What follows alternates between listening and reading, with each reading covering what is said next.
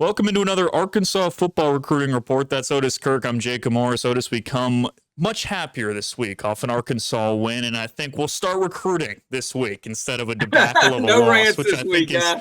good news overall. I think we went for about 20 minutes on the Oklahoma State loss, but we needed to get some frustrations out. But let's start recruiting. I know you had a chance to go and see Colton Yarbrough, an Arkansas commit, a big DN commit for the Razorbacks, one of the better players in all of Oklahoma. You had a chance to see him in person. How did that go? Outside of the cold, I know it was a frosty one for you. Yeah, believe it or not, after all these days complaining about the heat, it was cold out there, man.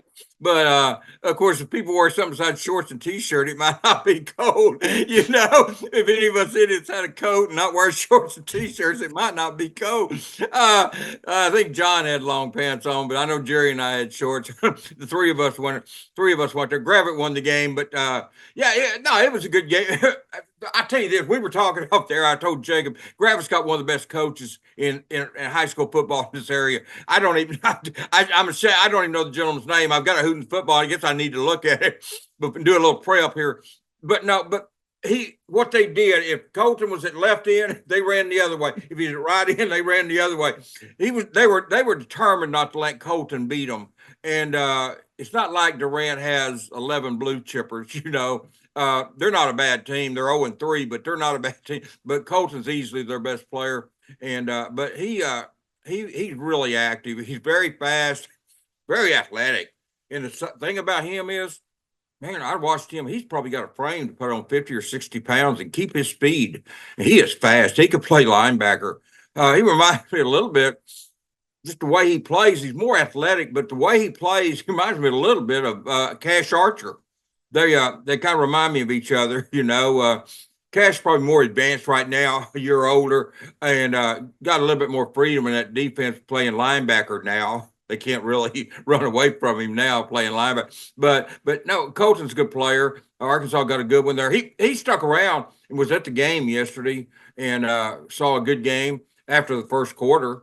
And, I know people kind of upset about the game, but Arkansas won by 10 points. If you take away the first quarter, they outscored them like 37-10 or something, So I mean, it was frustrating that first quarter was, but Colton and the recruits got to see Arkansas win, which really wasn't a lot of chances for that last year in Fayetteville. They didn't get to see very many Arkansas wins in Fayetteville last year, ugly or pretty or what. So you got to take the wins when you can get them, any way you can get them.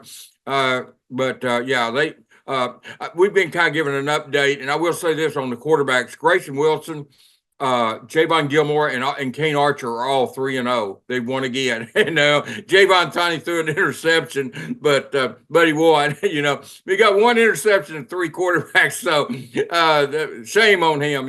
But no, I'm kind of, and I have no idea if Arkansas will still recruit Kane or not, but he's a great quarterback, and it'll be a mistake if they don't.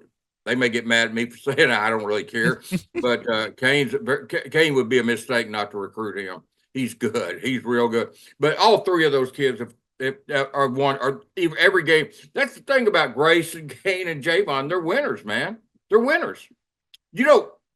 Kane Archer's a junior, and he may never lose a high school game in his career. Yeah. He started as a freshman some. He backed up a senior. So he didn't start all the time, but he played some. Didn't lose.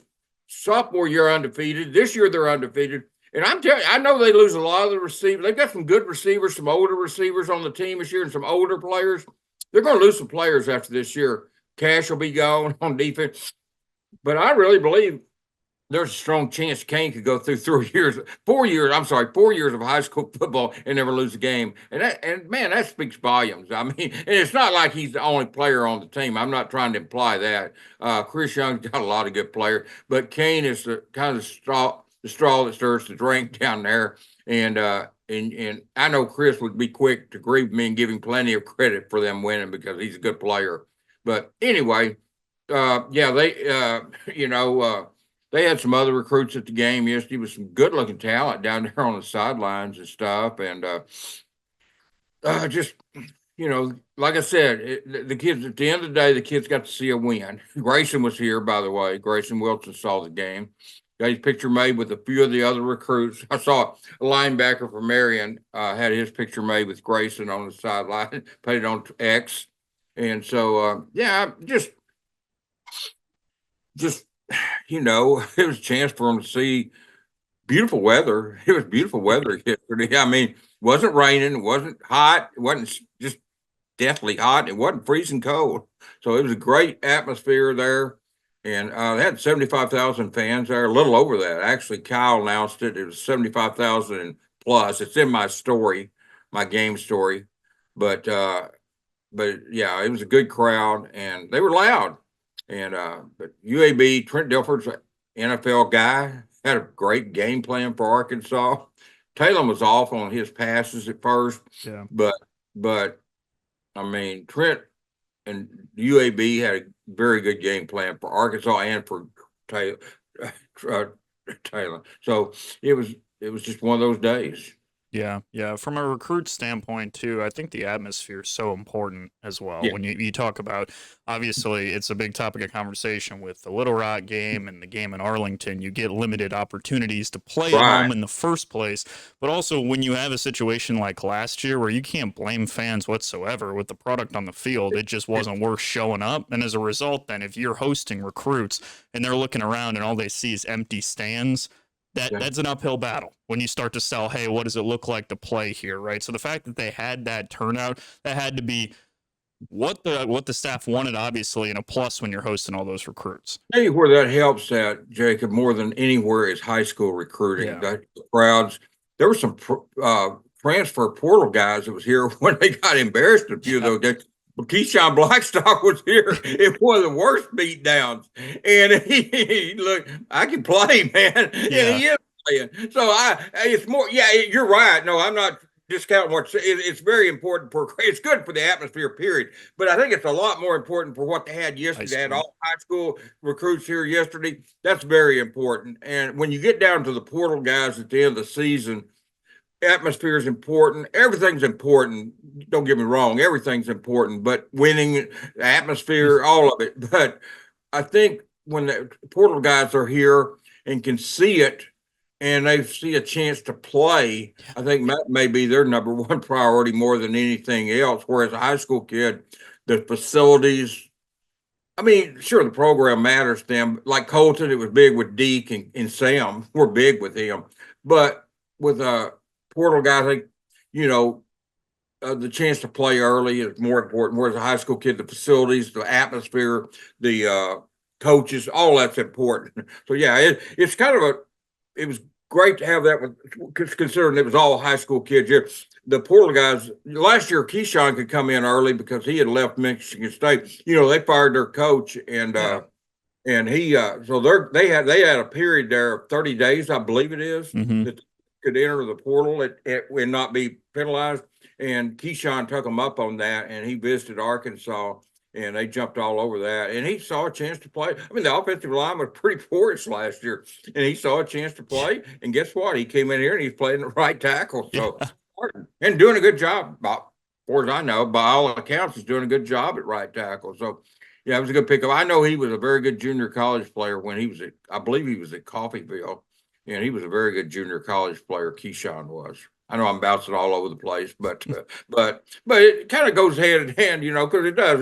The portal recruiting is a little bit different than the high school, but that's up for on down the road. And one thing, a lot of them don't get to come in and watch a game because by the time they enter the portal after the season's over, and so they don't really get to go and see a game as much as these high school kids. Grayson. They don't tell how many football games Grayson Wilson's seen here, and but even somebody like him, where he's not even listing other offers that he's gotten since he committed to Arkansas. Grayson is locked into the Razorbacks, but you've got Caleb Bell, a defensive lineman from Alpharetta, Georgia, a 3-star who's committed to Arkansas. And Texas offered him. And they're making a push for him, the Longhorns are. So that's why it's important to win, have a good atmosphere. Even though Caleb wasn't here yesterday, I'm sure he could see the game on TV and see the crowd and atmosphere. So, Arkansas is fighting to keep Caleb Bell right now. That's one to kind of keep an eye on. He's a defensive lineman out of Alpharetta, Georgia. And he committed to Arkansas this summer, but then Texas came in and offered him. And Texas right now, I think they're the number 2 team in the country, Yes. so they're getting a lot of love, and rightfully so. But Arkansas has place where Caleb can play quicker, probably, and was interested in him before Texas ever showed any interest in him. He was already committed to Arkansas before Texas even offered him. So, but sometimes that doesn't matter to a kid, and sometimes it does. Hopefully, it does in this case, because Arkansas needs to keep Caleb. Yeah. We talked about that a lot. That's the importance of getting on recruiting these kids early, right? That you can have that in your back pocket and say, hey, 2 years before this school even showed interest in you, Arkansas was there. And we heard that from Colton when he came on here and talked. He said they just been consistent the entire time. It wasn't a jump in late process. Arkansas started recruiting a kid in the 8th grade. And they were, and it's little things like every time Colton calls up here, either Deke or Sam picks up the phone. And if they don't, they call him right back. Yeah. And so, I mean, when it's legal, they call him back. They may have to go through the coach. So, but what I'm saying is, when he calls, they answer the phone, and you never know what's important to a kid. Sometimes that may not be important to the next kid, but with Colton, relationship was everything. More than anything else, relationship was the thing. And that's why I tell people when they freak out when Arkansas gets a 3-star commitment in the summer. People freak out. Caleb Bell. Yeah. Well, now you wait. Now they're going to be crying and fighting, yelling, wanting Arkansas to keep the kid, the same one they were griping about 2 months ago. And that's why I tell people, you don't know just because. And if he goes to Texas, he'll be a 4-star. I guarantee you. That will bump him up to a 4-star in no time. And so, I mean, it happens. And I know how the recruiting rankings work. I've worked for those recruiting services. And if he goes to Texas, he'll be a 4-star. But he won't be any better player than he was when Arkansas, Deke Adams, Sam Pittman, and those guys, and T. Will offered him back in the summer, and committed him. And he's no more better player, but he's going to probably get a higher ranking if he does go to Texas. But so that's why I tell people, don't freak out too much about rankings, because a lot of that is just it's good recruiting when you recognize. I mean, Caleb Colton wasn't the number 1 player in Oklahoma in the 8th grade, and Arkansas recognized how good he was, and they offered him, and they started recruiting him, and it was persistent both. And so I think that really holds with a lot of kids. I think that impresses them. I think that matters a lot with a lot of kids. Every kid's different. But that's something that I think consistency, being persistent, showing them you want them, and showing them what they can do for you and how they can help the program and how you can help them too is important. And I think this staff does a good job of that. And hopefully they get to keep all the commitments they've got and add to it when the portal, and probably some more high school kids too, and then add to it when the portal window opens here and more kids go in the portal and they start recognizing who they want, what they need, what position do they need. It may be that a lot of the receivers leave after this year because of eligibility being up, so they may need some receivers. I don't know. I'm just saying, I'm just looking at positions where you got older players, and that's probably where you're going to need some players. I mean, I'll tell you, Jaquindon Jackson, if Ollie Gordon and all these kids are Heisman Trophy candidates, Jaquindon Jackson's got to be in that conversation, Jacob. Arkansas's got to win probably 8 games for him to be in that conversation. And he may not get in the conversation anyway, but if he doesn't, it's a shame, because that kid's a very good running back. Yeah. I think he's every bit as good as Rocket was when Rocket was at his best here. And Rocket's darn good running back. He had a good day for South Carolina. Yeah. He's a great player, Rocket. Then I watched KJ when I finally got home last night, after I was in the locked-in Razorback Stadium, thanks to security. But we finally got out of that escape from their locked-in stadium and got home. I got to see KJ lead them back past TCU. Yeah. It was late in the game when I got here. They'd already erased that 21-point deficit. It was like a 3-point deficit because it was like 9 o'clock when I got home. But KJ looked good, and I'm proud for him because I think KJ Jefferson, and this really doesn't have a whole lot to do with what we're talking about, but I think KJ will be a kid that the longer it goes, now that he's gone, I think people will finally realize how good he was. Yeah. there was a lot of people critical of him when he was here, and I don't think they realized just how good that kid was. And I think the longer it goes, a year or two away, I think people may start really realizing how good he was. He was good. Yeah. Also, I just think it's what's fresh in people's mind, right? So you go through a season last year, and that's obviously for good reason. Fans have a right to be angry, but I Oh think yeah, and I don't blame a single fan for that whatsoever. no, Last year was rough on all counts, including how KJ performed. But the longer it it was. goes, to your point, I think it'll also kind of stuff cycles out. You become a little bit more level headed and you remember what he did positively and where he brought the program back from and the Yeah. type of performances he had in big games.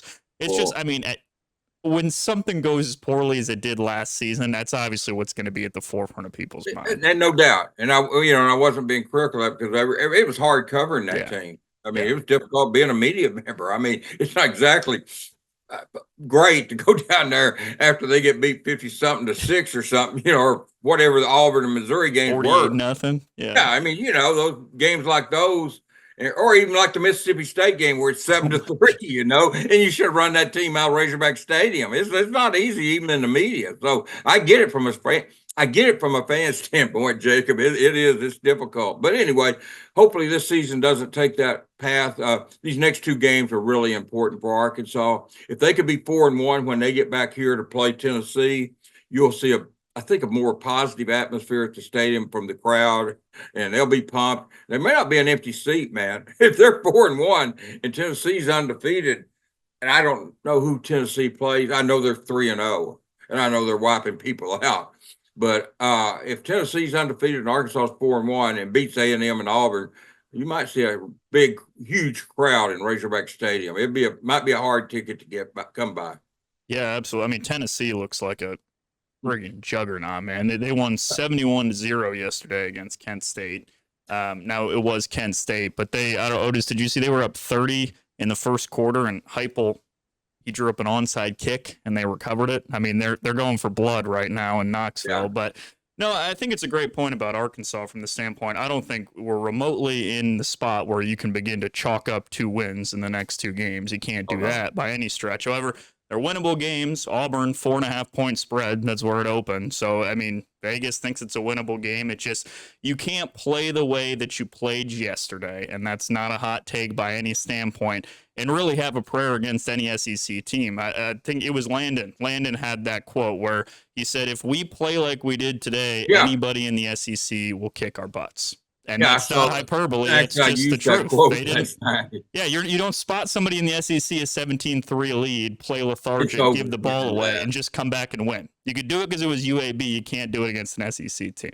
One thing I will say about these next 2 games, though, Arkansas seems to play better on the road for whatever reason. They play better on the road, and they'll be at Auburn Saturday, and that is a winnable game. Now, I mean, look, you could throw Louisiana Tech into this conference. All the games left are losable. Yeah. They're all losable, including Louisiana Tech. Believe me, that they gave NC State trouble yesterday. Louisiana Tech did. I don't know if you saw that, but Louisiana Tech always gives team trouble. That's a team that I always, every time they play them, I wonder why they're playing them.